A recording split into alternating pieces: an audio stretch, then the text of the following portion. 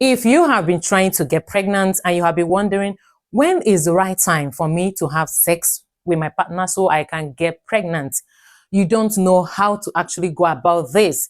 You have been, maybe you're newly married, or maybe it's been a while you got married, but you are still struggling to know when is the right time. Believe it or not, if you don't answer that question, when is the right time to get pregnant, you will be shooting off point, and it might keep you there for months and years. So today, let us address when is the right time to have sex so you can get pregnant. This is an indirect way of asking, when are my most fertile days? When are the days that if I miss it, if I get it right, I would definitely get pregnant?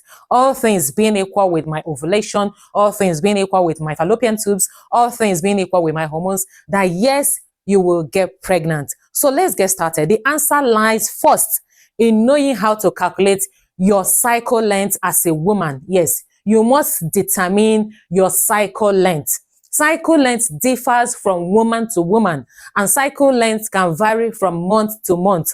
But I'm talking specifically if you've been able to calculate your cycle length and get at least a consistent number within 3 months, 4 months, 5 months, 6 months, then you have a predictable cycle length. This is when we say your cycle length is regular. Then when you have done this for 3 months, 4 months, 5 months, 6 months, you are always having an unpredictable pattern. It doesn't follow a regular pattern. This is when you can say your period is irregular, but you're still not left out in this discussion. You can still get your fertile days right and catch that egg and get pregnant, even though your period seems to be irregular. We are going to be using a cycle length of 29 days. Assuming you have a cycle length of 29 days, when is your most fertile days for you to actually do what? Get pregnant. We have to establish some facts here. Fact number one is that eggs have the tendency to survive 12 to 24 hours. That is the fact, okay? Secondly, that sperm can last in your reproductive tract for 3 to 5 days, and it is only one sperm cell that is needed to fertilize that egg. So since your egg can actually survive 12 to 24 hours, all of your target should be to be within this ambient. Assuming you have 29 days cycle, let's assume that this is Deborah. Deborah's cycle is 29 days, okay? Normally, there is a factor that you must use. You must use 14-day factor to be able to determine your ovulation day and your fertile days. All you have to do is to do 29 minus 14. 29 minus 14, that will give us 15, all right? So before we do that, let us now determine the cycle length. Assuming that you saw your period, this is Sunday, Monday, Tuesday, Wednesday, Thursday, Friday, Saturday. Your period can decide to start on Monday. It can decide to start on Wednesday. It can decide to start on Saturday. It can decide to start on Sunday. Assuming your period started on Sunday, all right? It started on Sunday, all right? So this is your day one already. Your day one already. So we have your day one. This is your day two. This is your day two. This is your day three. This is your day 4, this is 5, this is 6, this is 7, 8, 9, 10, 11, 12, 13, 14, 15, 16, 17, 18, 19, 20, 21, 22, okay, 23. Let's stop at this because we are looking at calculating when it's your most fertile days, all right? So since you have gotten your day 15, which is this, okay, it's tallying because, yes, you started on day 1, the first day to see your period. All right? So what we are going to do is your ovulation day is on day 15. This is your ovulation day.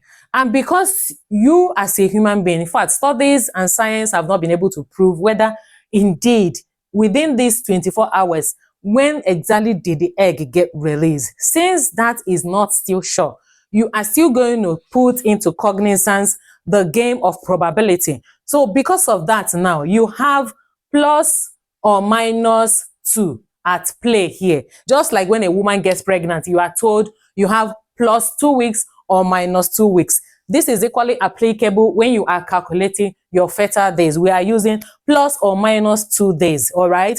Minus 2 days here will be day 13 and day 14. Plus 2 days here will be day 16 and day 17. So from this day 13, 14, 15, 16, 17, you have a whooping 5 days to actually do what? Get it right. Within these days, you are able to get pregnant, all things being equal. It simply means that how you are going to time your intimacy, first start on day 13, okay? You can skip day 14, again day 15. You can skip day 15, again day 17. Why? Since sperm cells can actually survive up to 3 to 5 days, you can space that so that you give your husband that opportunity to build up also. And again, there is no how you will do this and you will miss that egg being released within 24 hours. You would definitely get that egg. I believe that this is very, very simple. You can actually get it. Assuming you have 30-day cycle, all you have to do is 30 minus 14, and you are able to get day 16. And that's it. It follows the same pattern. I don't want to hear that you have been trying to get pregnant just because you are not able to get your fertile days and your ovulation day. From this day 12, from this day 13, 14, they are your fertile days. They are the most predictable days that you are going to get pregnant, all right? Assuming you have an irregular menstrual cycle, what are you going to do? You are going to take the most common cycle length you got.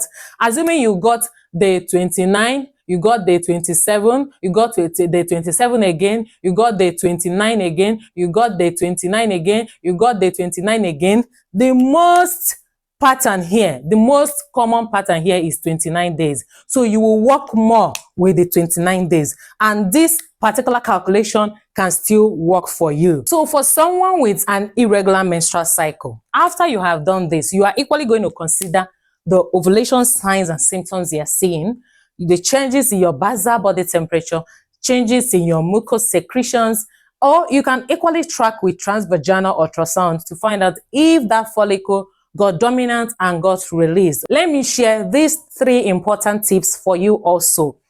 If you have been trying to get pregnant and you have done this calculation, what are the other things you can do to maximize your chances?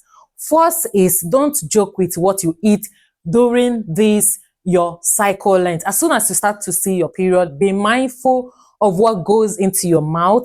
Cut down on all the refined sugars, cut down on all the refined carbohydrates, and eat more of vegetables, okay? Eat more of the seeds. I've made a video on seed cycling for your menstrual cycle, okay? Again, is that you will not joke with your rest and your sleep.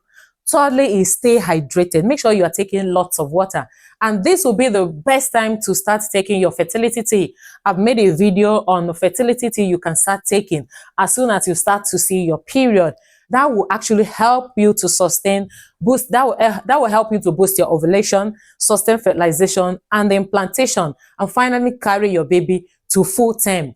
I am routing for you. This is very, very simple. You can actually get it right, okay? I'm routing for you. He wish above all things that you and I prosper and be in amazing health, even as our soul prospers. Thank you for tuning in today. And yes, I want to hear congratulations. I want to hear, yes, I got the 2 pink lines. Bye-bye and see you in the other side of victory.